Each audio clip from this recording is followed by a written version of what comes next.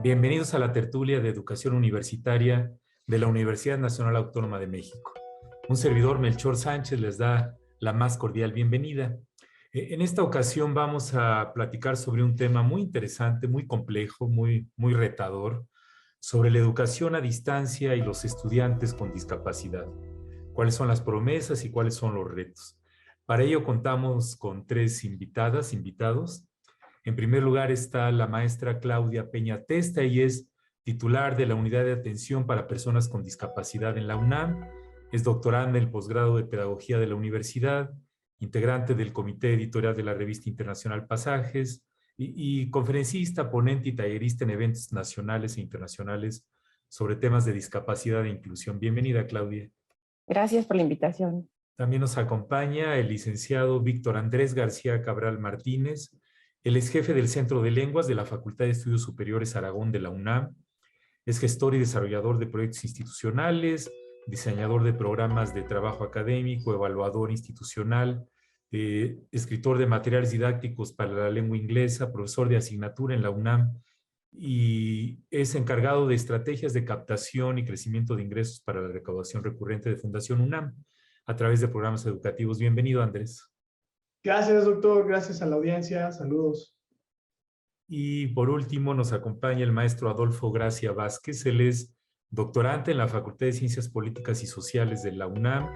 Sus líneas de investigación son videojuegos masivos, multijugador en línea, sports, industrias creativa y cultura digital, y es jefe de la división del Sistema de Universidad Abierta y Educación a Distancia de la Facultad de Ciencias Políticas y Sociales. Bienvenido, Adolfo. Muchas gracias por la invitación, doctor. Un gusto estar aquí. Perfecto. Bueno, pues el tema de las personas con discapacidad es un tema muy sensible para todos, ¿no? Inclusive la manera como nos expresamos, cómo nos referimos a este segmento grande de la población. He visto algunas estadísticas que entre el 5 y 10% de la población refiere a algún tipo de discapacidad.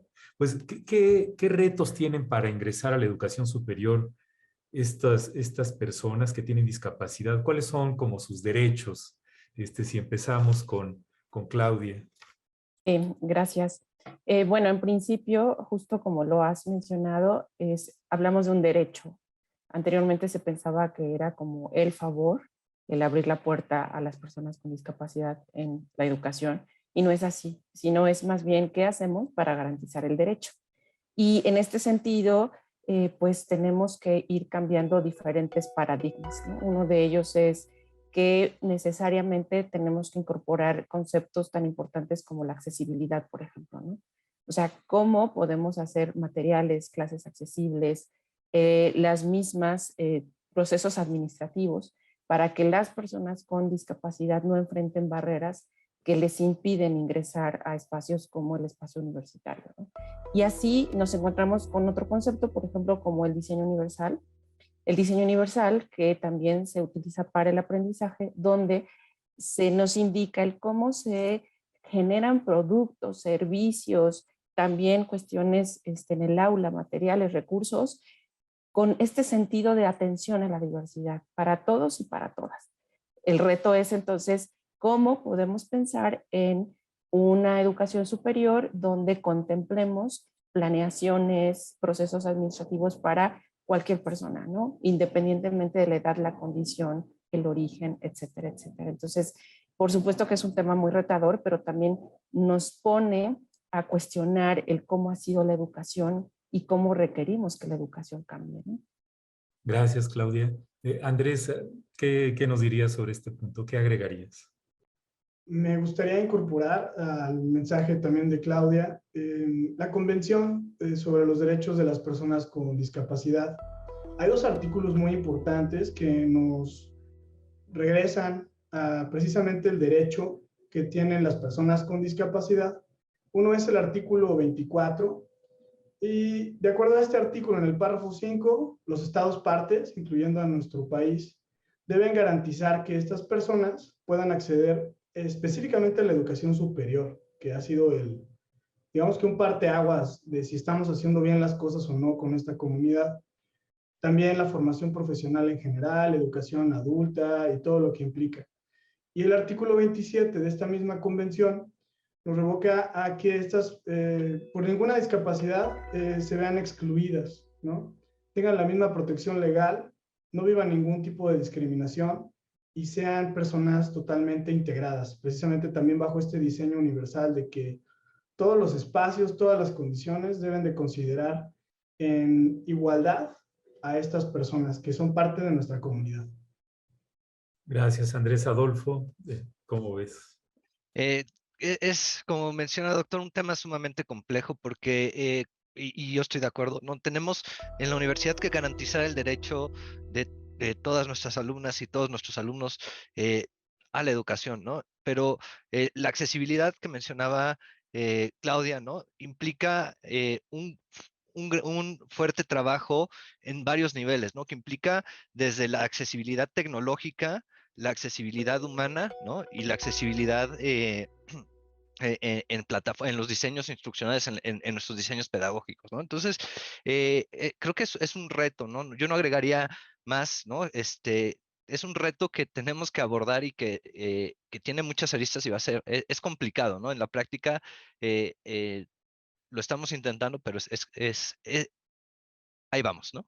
Así es, sí es todo, porque no digo que sea fácil poner las cosas en los documentos, en normativas, en leyes, etcétera, pero operacionalizarlos en los hechos, en la vida cotidiana, todas estas cosas como el bullying, el acoso, el maltrato y la atención apropiada a las personas con discapacidad. Hoy preparando el programa platicaba con una persona y me preguntaba, y le pregunto a Claudia, ¿cuál es actualmente el término más aceptado para referirnos a este grupo poblacional tan grande?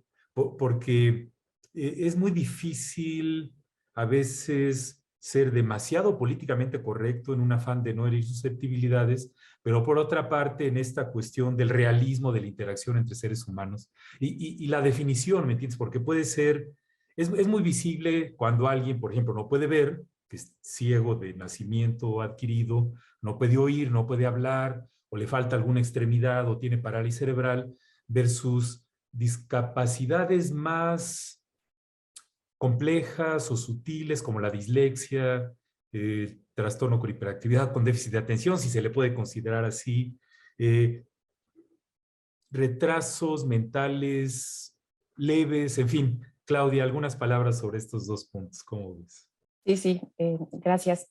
Yo creo que aquí en principio nos apegamos a la convención, ¿no? Que es el instrumento internacional. Este es el primero que se firma en el siglo XXI de derechos humanos y nos indica personas con discapacidad. Primero son personas, la discapacidad es una característica. Sin embargo, has dicho tú algo muy interesante, ¿no? Por cultura, a veces, y en México somos muy dados a utilizar muchos eufemismos, ¿no? El cieguito, y además estos se combinan con una cultura que venimos arrastrando y pues que vamos heredando también, ¿no? ¿En qué sentido? En vocablos que incluso son peyorativos, ¿no? O sea, cuando hablas tú, por ejemplo, de locos, ¿no? Refiriéndote a personas con discapacidad psicosocial. O, por ejemplo, cuando se han usado algunos términos que hoy queremos erradicar justamente como el término de minusválido, ¿no? Entonces, hay una mezcla. Es importante que sí tengamos conciencia de que la persona con discapacidad es primero la persona que tiene derechos y que también la veamos así. Es decir, por supuesto que esto nos avienta a un terreno donde surgen otros conceptos como la otredad, la diferencia, la normalidad, pero son conceptos que también nos ayudan a ir cuestionando y decir por qué se considera que la persona con discapacidad puede estar en un terreno de anormalidad, por ejemplo. Cuando hacemos este cuestionamiento, reflexionamos que realmente la normalidad es un constructo y no, realmente no podemos hablar de una normalidad en las personas porque todos somos diversos, por ejemplo, ¿no?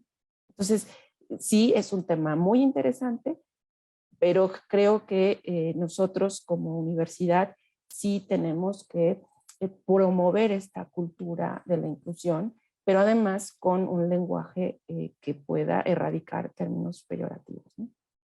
Gracias, Claudia. Andrés, ¿algún comentario sobre esta este punto de la dificultad de, porque es un paraguas muy grande, ¿no? Y conforme ahorita, por ejemplo, las personas que están desarrollando esto que se llama COVID largo o COVID prolongado, pues están teniendo una discapacidad enorme para poder ser miembros activos de la sociedad, por poner un ejemplo, ¿no? Sí, de acuerdo, doctor. Hay que estar en condiciones de ser personas receptivas a todo tipo de discapacidad. También hay discapacidad temporal, hay discapacidad incluso estacional. Podemos tener personas, por ejemplo, podríamos decir que en el espectro más amplio, una migraña podría ser discapacitante para una labor. Entonces, me imagino que tendríamos que tener una sensibilidad muchísimo más amplia y también una honestidad, ¿no? Porque también se puede jugar a muchas de estas cosas. La gente en este regreso de COVID usa esto a lo mejor como una situación para no estar en condiciones de aprendizaje, para no asistir a un espacio, etcétera. Entonces, en la medida en la que crezcamos, también atendiendo pues estas habilidades suaves, comunicación asertiva, trabajo en equipo, compañerismo, etcétera, y también seamos sensibles del otro lado en cualquier posicionamiento, como colegas, como personas colaboradoras, como jefas, etcétera, pues que nos acerquemos y sepamos qué necesidades tiene cada persona. Y sí, de 5 a 10% tiene una discapacidad que haya sido identificada.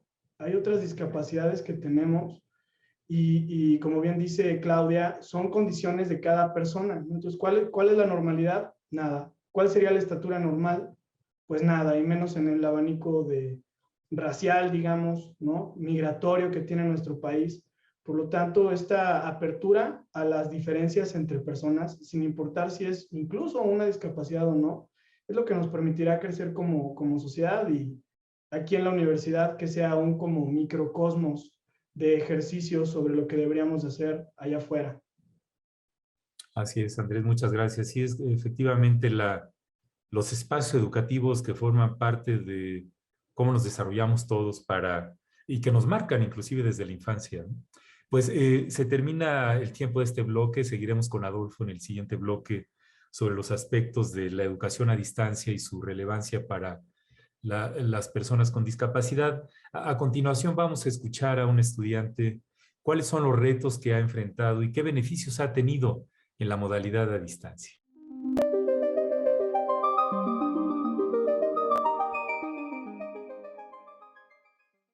Los retos que he enfrentado se relacionan. Soy una persona que estudia la modalidad a distancia y tengo la discapacidad visual al 100%. Entonces, dentro de los retos que me he encontrado para estudiar la carrera son aquellos que tienen que ver con cuestiones gráficas. Desde los textos, desde la misma plataforma, en algunos botones, algunos links que tienen que ver con cuestiones gráficas, no las puedo realizar. Me cuesta mucho trabajo y tengo que a veces recurrir a terceras personas para poder después llevar a cabo las actividades. Ahora, dentro de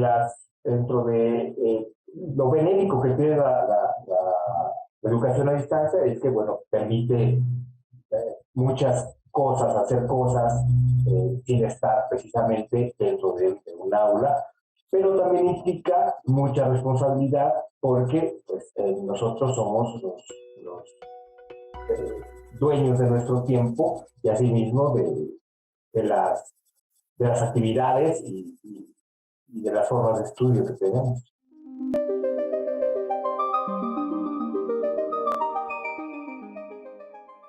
Bienvenidos de vuelta a la tertulia de educación universitaria de la UNAM, en donde estamos platicando de las personas con discapacidad y la educación en línea, la educación a distancia. Como digo, es relativamente fácil hablar de esto cuando uno no lo vive. Como persona, en el caso de la persona que participó en el video, la vivencia personal es poderosísima y con las familias también, pero a veces como docente nos toma de sorpresa, ¿no? Hace algunos años en un curso de educación continua en la universidad, Llegan todas las personas, lo recibo y de repente una de las personas que estaban en el curso tenía discapacidad auditiva profunda y le costaba mucho trabajo hablar. Entonces, en ese momento no supimos qué hacer, no estábamos preparados en el curso para atender este tipo de situaciones. Si yo me volteaba a ver la diapositiva, la persona ya no me podía leer los labios, por poner un ejemplo, ¿no? Y el énfasis en hacerle demasiado caso para verificar que había entendido, a veces se podía tomar como que estábamos demasiado descuidando a los demás por atender a una persona y esa persona se siente incómoda también por lo tanto. Entonces es todo un reto en la parte educativa. Y ahora que hemos vivido la pandemia con la educación en línea, ha habido muchas anécdotas que comentaremos en el transcurso de la plática. Y pues yo les preguntaría, Adolfo, ¿qué ventajas y desventajas nos ofrece la educación en línea a distancia y las herramientas digitales para estudiantes con discapacidad? Claro que sí, doctor. Creo que en términos de ventajas tenemos la diversidad de herramientas digitales, ¿no? Que nos permiten, dependiendo de las plataformas que utilicemos, muchas de ellas tienen ya, por ejemplo, quienes utilizamos Moodle en educación a distancia, tienen los módulos de accesibilidad, ¿no? Ahí es cuestión de que nosotros como universidad programemos y tengamos mucho cuidado. Por ejemplo, cuando hablamos de discapacidades visuales, poner los textos alternativos a las imágenes para que los estudiantes puedan tener acceso, poner los guiones, tener los guiones en los videos para que puedan irse al texto speech, ¿no? Asegurarnos que nuestras páginas sean leíbles por estos softwares, ¿no? Que cambian el texto a voz, ¿no? Son muchas, son varias cosas que podemos hacer.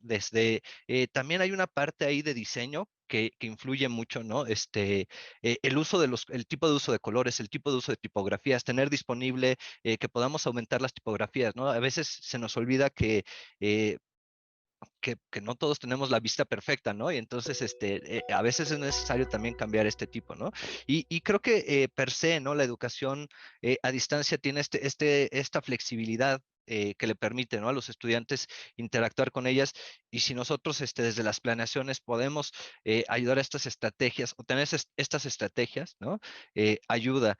Hay otros factores que quizás los podemos ver como desventajas, ¿no? De repente en la práctica se vuelve muy difícil que en la educación a distancia identifiquemos a nuestros alumnos con discapacidad.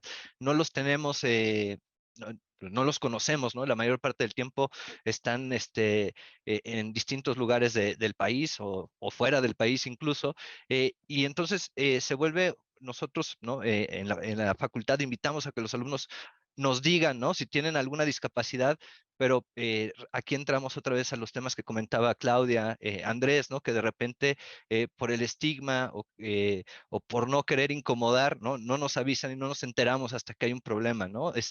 Oye, es que no puedo accesar a las lecturas porque son imágenes, ¿no?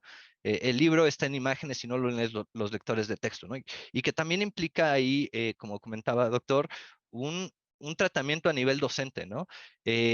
No es decirle al docente, oye, apoya al alumno. Oye, apoya al alumno, ¿cómo? ¿No? ¿Qué estrategias, qué recursos vamos a hacer, ¿no? Y cada caso es diferente y cada caso requiere estrategias diferentes, ¿no? Y se vuelve una labor de buscar las mejores soluciones en conjunto con el alumno y con los docentes en la práctica, ¿no? Entonces, yo te diría que quizás esa es una de las más grandes desventajas, ¿no? Que nos cuesta mucho trabajo identificar y poder tener intervenciones antes de que sucedan los problemas. Gracias, Adolfo. Andrés, comentarios sobre este punto. Sí, me gustaría dar este dato. Bueno, un alto porcentaje de las personas con discapacidad no saben leer ni escribir. Eso nos pone un poquito a distancia. Más allá de eso está la literacidad digital. O sea, si leer y escribir ya es algo complejo para que lo podamos conseguir para todas las personas con discapacidad, la literacidad digital va más lejos. Entonces, vemos que las tecnologías educativas a la distancia para la educación son bastante buenas, pero tendríamos que estar capacitando constantemente tanto a las personas con discapacidad como a las personas que no tienen una discapacidad identificada, ¿no? Pero ese sí es el primer reto. El ingreso económico específicamente para estas personas es bajo. Entonces los dispositivos no están al alcance igual que al alcance del resto de la población. Yo veo que en cuanto a las ventajas, tiene que ver con la facilidad de movilidad urbana, ¿no? Como se mencionaba, o sea, no importa dónde se encuentren y pueden tener acceso a educación de calidad gracias a nuestra universidad, como a otros espacios educativos, y también a una consecuencia de la discriminación. Esto tiene que ver con que por discriminación las personas con discapacidad se vuelven, bueno, son retraídas a consecuencia de la discriminación. Al tener educación a distancia, no tienen que sufrir esta situación en lo que nos transformamos como sociedad para recibirles como se merecen. Gracias, Andrés. Claudia, comentarios. Sí, gracias. Pues bueno, Adolfo comentó muy acertadamente esta cuestión de el reto en el material, ¿no? Y claro, por una parte es desde el diseño, tendríamos que replantearnos los docentes estas estrategias que utilizamos, estos recursos para enseñanza. ¿Cómo podemos dirigirlos a todos y todas las personas que tenemos como alumnos, ¿no? Por un lado. Y por otro lado, hay que también reconocer que muchas personas con discapacidad en ocasiones la adquieren. Incluso en la universidad, por supuesto que tenemos estudiantes que cuando están estudiando adquieren la discapacidad. Y eso lleva a que no conozcan herramientas que les pueden servir para desarrollarse como personas con discapacidad. Es decir, no saben braille, no saben lengua de señas, no saben el uso de dispositivos. Y eso además a las cuestiones emocionales porque pues esto les implica tener una condición para lo que no están preparados en la mayor parte de los casos, pues requiere sí una preparación mayor, ¿no? Sin embargo, yo les diría que también para nosotros como universidad esto nos ha puesto en una oportunidad invaluable, ¿no? ¿En qué sentido? En que podemos juntar talentos. En la universidad tenemos mucho talento, mucho recurso humano, y eso nos ha abierto puertas para hacer cosas maravillosas, ¿no? O sea, yo les diría que, por ejemplo, con el Centro del Lenguaje, bueno, hace unos años construimos un diseño curricular para un curso de lengua de señas que hoy se hace en FES Aragón y se da al alumnado, que bueno, ese comercial seguro que Andrés lo iba a hacer y yo ya me adelanté, ¿no? Y así estamos haciendo cursos de formación docente en contenidos accesibles, por ejemplo, que los estamos haciendo con bachillerato y con diversas facultades. O sea, y bueno, además, para que no el profesor sienta que él debe de cambiar todos los materiales, estamos generando equipos de trabajo con servicio social. Y fíjense qué importante, ¿no? Que un servidor social se lleve a su campo profesional tener este saber de convertir materiales en accesibles.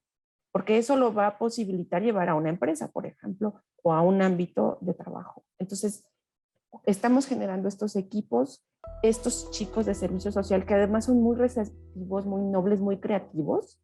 Lo que hacen es ayudar a los profesores a convertir material y generarlos y que se queden alojados, ¿no? Y un proyecto que tenemos, que es un proyecto muy retador, pero sumando voluntades seguro lo vamos a lograr en un mediano plazo, es un repositorio digital en la universidad. Este será el primer repositorio digital en la UNAM que albergue contenidos accesibles, principalmente para población con discapacidad visual y personas con discapacidad auditiva.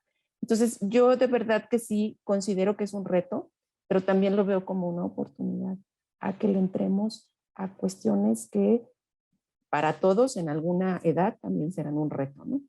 Porque bueno, la media de la universidad en edad docente es de 50 años. Y entonces yo me pregunto que bueno, en unos 10 tal vez yo ya no vea como lo veo ahorita o ya no escucho como escucho ahorita, pero bueno, ya no voy a tener miedo o angustia porque sé que hay aplicaciones que puedo utilizar, sé que el Office puede ayudarme también a hacer trabajo con mis alumnos y no perder esta cuestión didáctica o docente porque adquiero una limitación, por ejemplo, ¿no? Entonces, pues bueno, es como la mirada que también queremos darle desde la unidad, ¿no? Así es, gracias, Claudia. Pues, como ven que básicamente de todas nuestras capacidades o habilidades o cosas que podemos hacer, hay todo un espectro desde ser excelente, extraordinariamente competente, o a lo mejor no tan competente, pero regular, y una en la que uno es muy malo, ¿no? Como podría decir, yo estoy discapacitado para bailar el tango, por poner un ejemplo.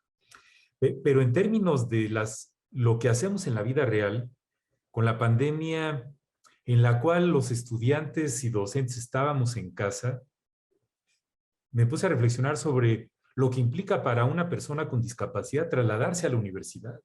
Si para una persona que está íntegra en todos los sentidos, motrices, etcétera, es toda una aventura, casi casi un safari, hacer cambios de pecero, trasbordar en el metro y luego entrar al laberinto del campus y encontrar el aula, subir escaleras, porque no todos los edificios tienen elevador, y un largo, etcétera.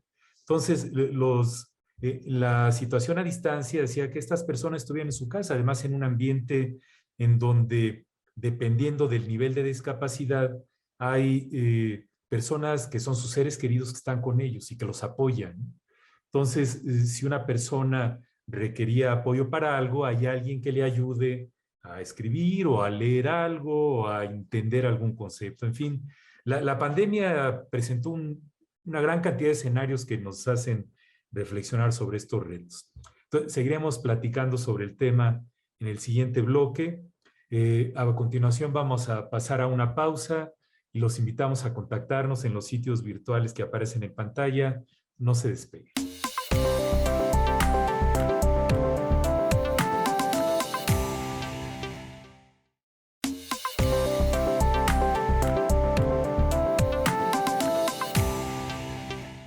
Estamos en la tertulia de educación universitaria de la UNAM platicando sobre el reto de los estudiantes con discapacidad y algunos elementos de la educación en línea y material digital que pueden ayudarlos, como ya se comentó, ¿no? Parte de mi entrenamiento como médico especialista lo hice en un hospital de Norteamérica, de Estados Unidos. Y recuerdo un día, estoy hablando 1991, pasando visita en la unidad de cuidados intensivos neonatales, se suma en esta ronda que hacemos en los hospitales para tomar decisiones con los pacientes, un residente, es decir, una persona que estaba haciendo la especialidad en pediatría, con una parálisis cerebral increíblemente severa, ¿no? La persona apenas se podía mover, costaba mucho trabajo entenderle, pero la mentalidad totalmente completa, por decirlo de alguna manera, y la persona era un estudiante de la Universidad de Harvard de la especialidad. Y lo que más me llamó la atención fue el contraste de la manera como trataba todo el contexto, las enfermeras, los trabajadores, las secretarias y los demás especialistas, como a cualquier persona, ¿me entiendes? Esta parte de no verlos a las personas con discapacidad como algo extraño, eso me impactó muchísimo y en nuestro país siento que aún nos falta buen camino por andar a pesar de los avances que ha ocurrido. Cualquiera que pueda caminar por las banquetas de la Ciudad de México sabe que es todo un reto, aún estando perfectamente desde el punto de vista psicomotriz. Pues, Andrés, ¿cómo ves? ¿Qué pueden hacer las universidades y docentes y los mismos estudiantes para apoyar a estos estudiantes con discapacidad y profesores con discapacidad que también existen? ¿Cómo ves? Sí, es toda una población, doctor, ¿no? La tenemos en diferentes roles en nuestras filas en la universidad. Yo creo que es un paquete de acciones. Primero, capacitación. Necesitamos saber cómo acercarnos con dignidad, con respeto, con empatía. Hay que visibilizar la situación, hay que entenderla, ponerle sus letras, acercarnos, tener esa confianza también. Necesitamos información, campañas de integración, de conciencia, y pues hay que dotar tanto a los recursos humanos como físicos, hay que se necesiten pues para cada proyecto, y esto pues permita seguir avanzando, ¿no? En centros universitarios inclusivos y que sigan creciendo en poder dar cabida a todas y a todos, sin importar las condiciones que tengamos, ¿no? Eso yo creo que es incluso parte de algo más grande que puede ser la inclusión, ¿no? Población de origen indígena, puede ser también que tenga otra lengua, no necesariamente indígena, sino que su lengua materna sea otra, y que estemos en igualdad de condiciones. Siempre positivismo, ¿no? En esto. Hay que hacer equipo. Tenemos el material humano necesario para desarrollar ofertas completas, como lo mencionaba en el esquema anterior Claudia. Se han hecho colaboraciones muy interesantes. Esto yo creo que es el reflejo de que tenemos lo que se requiere para crear esos espacios. La universidad tiene áreas que en conjunto crean proyectos muy interesantes y siempre buscando pues estos ideales, ¿no? Y para mí, esa es la forma en la que las universidades pueden seguir contribuyendo a ello. Gracias, Andrés. Claudia, pues tú estás dedicada a esto en la universidad. ¿Cómo ves? ¿Qué están haciendo y qué más se puede hacer? Sí, y además lo hago con muchísimo compromiso y cariño. Pues mira, con el ejemplo que tú diste al principio, me parece que ahí podemos ejemplificar la definición que nos dice la Convención sobre la Discapacidad, porque la Convención dice que la discapacidad es un resultado entre la limitación que tiene el sujeto, o sea, en este sentido, la persona que mencionabas, ¿no? El médico con una parálisis que le da una limitación motriz, con la interacción en las barreras que tiene el entorno, que pueden ser actitudinales, estructurales, legales, etcétera, ¿no? ¿Qué ocurre? Aquí tú decías, con toda razón, tú no identificabas estas barreras actitudinales, tú decías, se le veía como una persona, se le trataba como una persona, o sea, no era como tratado como el raro, ¿no? Como que hace aquí, ¿no? Y bueno, esto sería lo ideal. Si nosotros logramos abatir estas barreras, que muchas son actitudinales, es decir, cuando nosotros vemos justamente a un estudiante con discapacidad como fuera del lugar, como, ¿qué haces aquí? ¿Por qué no haces otra cosa? Ahí estamos nosotros poniendo una barrera, porque el estudiante está y está ejerciendo un derecho, ¿no? Y claro, cuando hay una barrera estructural, que bien puede ser que falte una rampa, ¿no? O un aula en tercer piso, aquí viene la pregunta, bueno, ¿y qué se hace? Porque pues esas son las preguntas que nos llegan mucho a la unidad. Y aquí hay un concepto que pues de a poco tenemos que ir incorporando en todos los procesos que hacemos en la universidad, que es el de ajustes razonables. El ajuste no implica una carga desproporcionada, pero sí implica una adaptación donde tú puedas darle acceso a la persona en igualdad de oportunidades. Es decir, no voy a construir un elevador, pero sí puedo mover un aula de tercer piso a planta baja, por ejemplo, ¿no? O puedo ayudarme con la gente de arquitectura que la hay, hacer un recorrido, ver qué barreras puede evitar la persona. Y a veces es que se le dé acceso, por ejemplo, al estacionamiento con el transporte adaptado, ¿no? Por ejemplo, ¿no? O que la persona que tiene la llave del baño accesible esté. A veces es esa la barrera, ¿no? Es decir, hay una persona con discapacidad, hay un baño con discapacidad, pero ¿qué pasa? Nadie encuentra a la persona que tiene la llave. Esa es una barrera que es muy sencillo quitar. Y claro, tenemos otras que serán más costosas y que tendrán que irse resolviendo conforme el presupuesto, ¿no? Entonces, me parece que una de las labores fundamentales es que se tiene que transversalizar el tema de la discapacidad. ¿Por qué? Porque la discapacidad es inherente a la vida humana.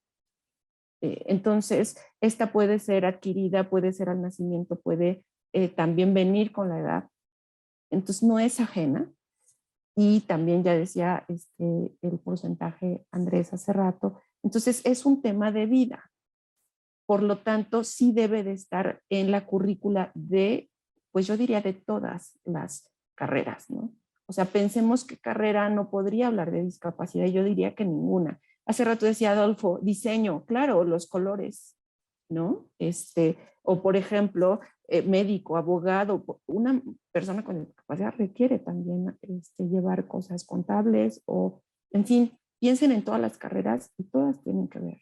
Entonces necesitamos ir permeando este tema pues en todas las licenciaturas para que también nuestros estudiantes cuando egresen no les resulte un tema ajeno, sino que también ellos puedan colaborar para incidir en generar espacios incluyentes, ¿no? Gracias, Claudia. Adolfo, ¿cómo ves? Yo concuerdo con mucho de lo que ya han comentado Andrés y Claudia, ¿no? Y creo que aquí ¿no? Tenemos que ir virando hacia espacios más inclusivos, ¿no? Creo que en la práctica, esta parte, ¿no? Nosotros siempre reservamos salones en planta baja, ¿no? Porque nunca sabemos cómo, ¿no? Especialmente cuando estamos hablando de universidad abierta, desde alguien que se puede lesionar y ya no puede subir, ¿no? O hasta algún alumno que tiene la discapacidad, ¿no? Podemos hacer desde esas pequeñas acciones, ¿no? Pero creo que hay algo ahí, y que lo mencionaron Andrés y Claudia, y es estas barreras estructurales que ponemos y que muchas veces tienen que ver con la educación y no ni siquiera con la educación universitaria, ¿no? Tiene que ver con nuestros procesos educativos en el país, ¿no?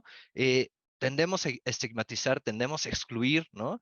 Y estamos, algo muy visible, ¿no?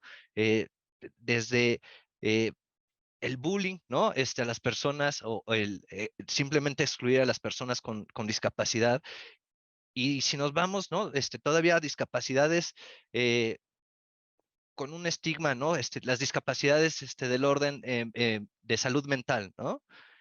Todavía se vuelve más complicado, ¿no?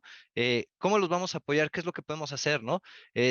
¿Cuáles son los recursos que les podemos dar a algún alumno con dislexia sin diagnosticar, ¿no? Que vaya y pida ayuda. Mencionabas por ahí el TDA, ¿no? El trastorno por déficit de atención e hiperactividad.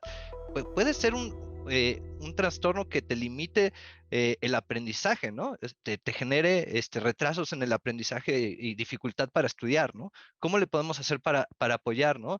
Y creo que una parte ahí importante es visibilizar, generar campañas, hablar de esto e intentar romper estas barreras estructurales, ¿no? Y virar, ¿no? Hacia un lugar donde, en especial en una universidad, podamos hablar de estos temas siendo incluyentes, empáticos, ¿no? Y siendo proactivos hacia la búsqueda de soluciones. Así es, Adolfo. Sí, y es que a lo largo de todas nuestras vidas nos enfrentamos con una serie de, pues, obstáculos, entre comillas, ¿no? Como son todos los exámenes de admisión a la primaria, a la secundaria, al bachillerato, a la universidad y a los posgrados. Entonces, recuerdo, en Norteamérica tienen una cosa que se llama la ADA, la American with Disabilities Act, esta ley que se la toman muy en serio. Me tocó ver en un examen para profesional en medicina una persona ciega, es ciega totalmente, que terminó la carrera de medicina y que solicitó que el examen se lo adaptaran para su discapacidad. Y sí es impresionante lo que se puede hacer cuando se vuelca la institución en apoyar a las personas con discapacidad para ponerlos en unas condiciones que se puedan lucir. Y ahí tenemos es que me estaba recordando ahorita que hablábamos de las discapacidades, por ejemplo, Christopher Reeve, ¿no? El autor que salió de Superman en varias películas, que después quedó cuadripléjico y que fue uno de estos símbolos de haber sido héroe en la pantalla y de ser después un héroe de la comunidad con discapacidad, con cuadriplegia, que no se podía mover, ¿eh? Y hablando de los cómics, yo soy más Marvel que DC, y recuerdo los cuentos de Diabólico, ¿no? De Daredevil, el abogado Matt Murdock, que estaba ciego y que la gente le decía, te ayudo a pasar, no, no me tiene que ayudar, yo puedo solo, ¿no? Claro, él tenía superpoderes, etcétera. En fin, como dice Christopher Reeve en varias de las entrevistas que le han hecho, los discapacitados tienen un enorme, perdón, componente de ser héroes de la vida diaria, ¿no? Pues les agradezco muchísimo sus comentarios. A continuación vamos a escuchar a un egresado. Desde el enfoque de un egresado de la educación a distancia, ¿qué sugerencias le haría al sistema?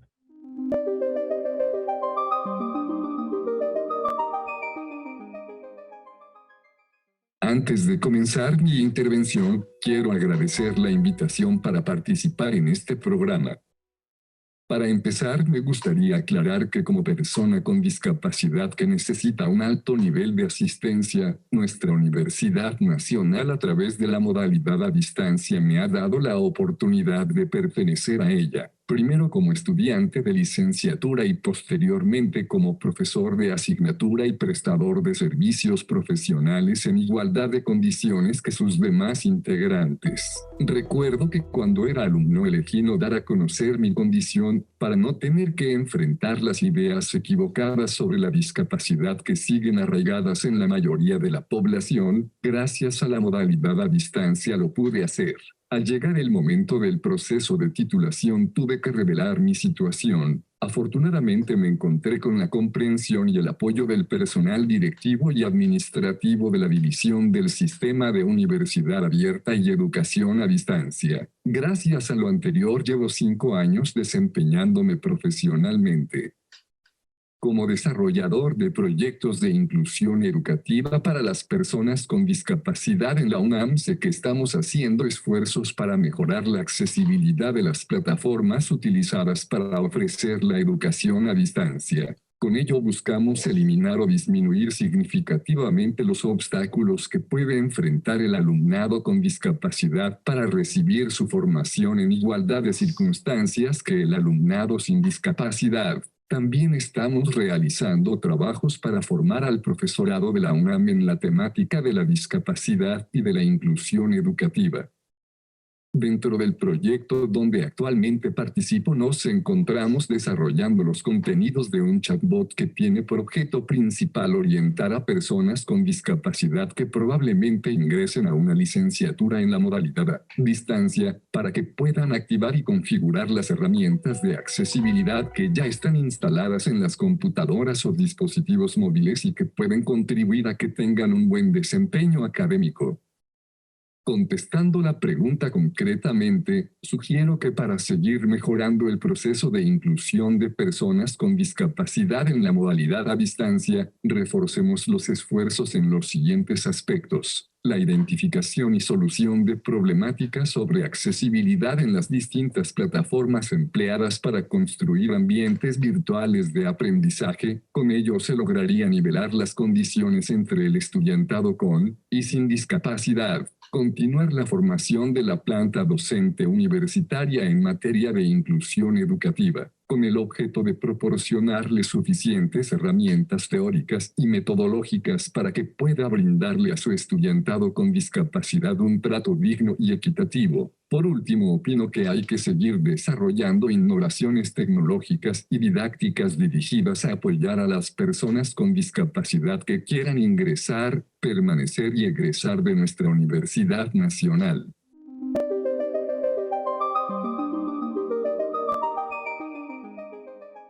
Estamos en la tertulia de educación universitaria de la UNAM platicando sobre las personas con discapacidad y la educación en línea y a distancia. Decía Helen Keller, que todos ustedes han oído hablar de ella, la riqueza maravillosa de la experiencia humana perdería algo de esa recompensa de alegría si no hubiera limitaciones que superar. El pasar la cima de la colina no sería tan maravilloso si no hubiera valles oscuros que atravesar. Entonces, este es un reto que persiste, que no podemos esconder, no debemos esconder, y que todos tenemos que poner nuestro granito de arena para que esto mejore. Como ya hemos escuchado, hay muchas aristas. En educación a distancia, particularmente lo que se llama el diseño universal, que ya se comentó. Caray, si todo el material educativo que hacemos en todos los planes de estudio nos basáramos en el diseño universal, igual que el diseño universal en arquitectura para los edificios, etcétera, otro gallo nos cantaría, porque se beneficiarían todos, discapacitados y no discapacitados, y cosas como lo que se llama la redundancia de medios, el tener un video que tiene también manera de descargar la transcripción del texto del video para poderlo imprimir o leer, o de bajar el ritmo de velocidad del video para verlo a un ritmo más lento, etcétera. Todas las cosas que se pueden hacer con la tecnología. Pues en esta fase final del programa, Adolfo, algunas reflexiones finales, pensamientos, sugerencias, ¿qué nos dices? Sí, creo que después de todo lo que hemos platicado, ¿no? Se da uno cuenta de todos los retos que nos faltan eh, por, por atacar y por alcanzar, ¿no? Todas estas metas que tenemos que pensar en nuestros sistemas de educación a distancia. Eh, Repensar, ¿no? Ir poco a poco, ¿no? Porque también es complicado hacerlo de golpe, ¿no? Se vuelven tareas titánicas, pero sí, ¿no? Ir eh, eh, migrando a estos diseños universales, como mencionas, a la redundancia de medios, asegurarnos que todo esté disponible y que tengamos las herramientas, ¿no? Algo que creo que es fundamental y es un reto más allá de lo tecnológico, es esta parte de que lo mencionaba el profesor Alanis, ¿no? Que él no quiso dar a conocer su discapacidad.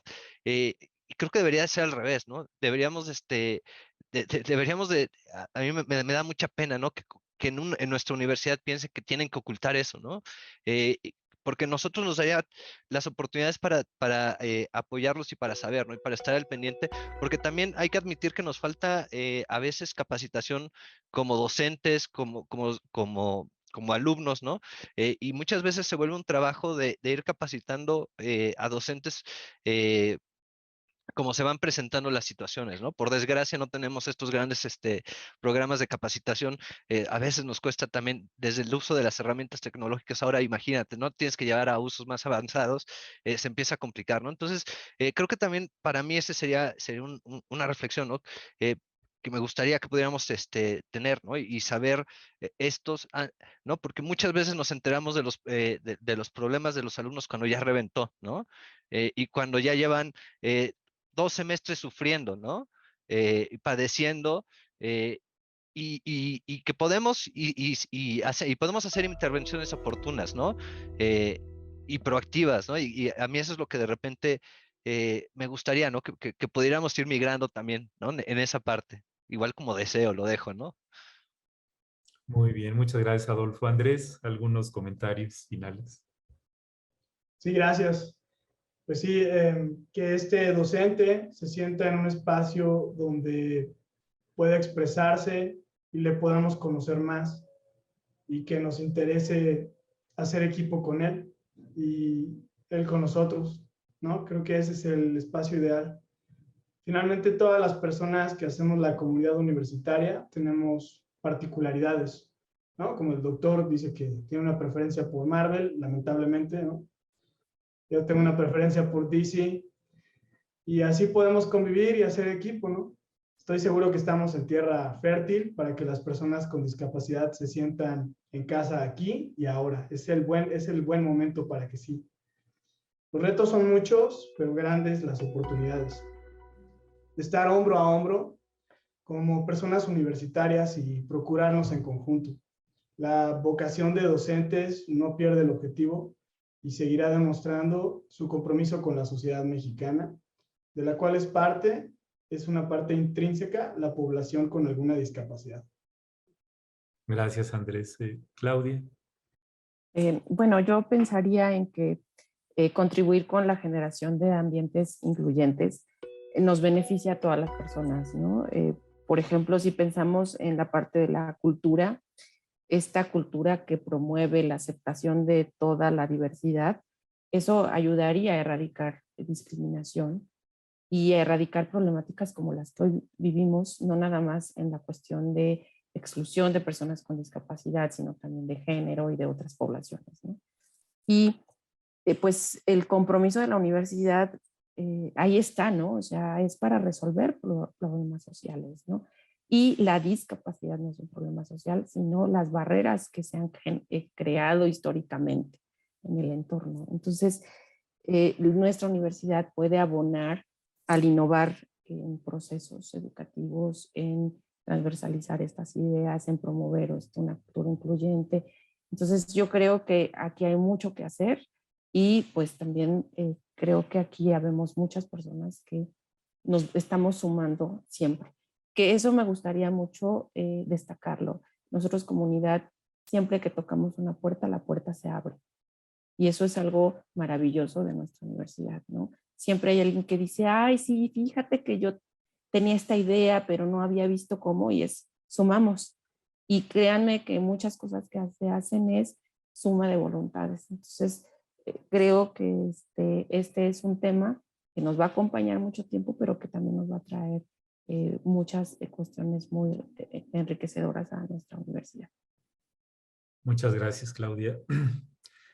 El tema es tan amplio porque la discapacidad puede ocurrir a lo largo de toda la vida, ¿no? Yo trabajé muchos años en terapia intensiva neonatal de recién nacidos. Entonces atendí muchos bebés muy prematuritos, muy pequeñitos, y estos que les llamamos los graduados de las unidades de terapia intensiva neonatales, a veces teníamos bebés que tenían secuelas fuertes visuales, auditivas, intelectuales o psicomotrices, y más si se suman con otras cosas como el tener síndrome de Down, por ejemplo. Y resulta que esta tremenda disparidad que hay en el mundo y en nuestro país también en términos de recursos, entonces sí es muy triste ver cómo un niño, un bebé que tiene una discapacidad en un contexto familiar adverso, a veces se genera el divorcio de los papás o la mamá carga con todo y entonces se convierte en una verdadera tragedia familiar, ¿no? Y la cuestión de los recursos, ¿no? Porque sí, en la medicina privada y en diferentes lugares nos tocaba ver personas que sus hijos que tenían secuelas importantes con discapacidades, pues los llevaban a los mejores lugares del mundo. Y para darles, desafortunadamente, a veces muchos tratamientos no basados en evidencia científica, pero tener el recurso para usarlo, ¿no?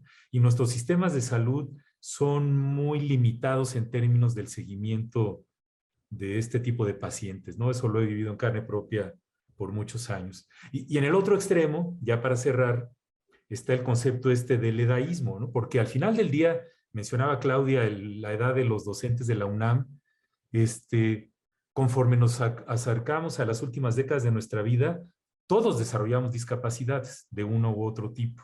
Entonces, esa cuestión de tolerancia, de entender, de reconocer las discapacidades en uno mismo y en los demás, de aceptarlas, explotarlas en el buen sentido de la palabra, pues es todo un reto. Entonces, y yo creo que la educación a distancia es una de las herramientas muy importantes y todas las herramientas tecnológicas que pueden ayudar a salvar esto, pues como lo vivió alguien como Stephen Hawking, una de las grandes mentes del último siglo, que ustedes todos fueron testigos de su enorme discapacidad motriz, que no intelectual. Como decía Stevie Wonder, solo porque un hombre no puede usar sus ojos no quiere decir que no tenga visión. Pues ha sido un placer interactuar con ustedes. Les agradezco muchísimo, Claudia. Claudia, gracias por acompañarnos. Gracias a ustedes. Andrés, un placer. Gracias por estar con nosotros. Gracias, gracias. Y Adolfo, pues a seguirle en el área de educación a distancia de tu facultad. Muchas gracias por la invitación, doctor. Un placer estar aquí. Muy bien, pues como ven, el tema es un tema fascinante, con muchas aristas, y los invitamos a seguir reflexionando sobre el tema. Quisiera terminar el programa con una frase de Frida Kahlo, cuando dijo: pies, ¿para qué los quiero si tengo alas para volar? Muchas gracias y nos veremos en una próxima tertulia.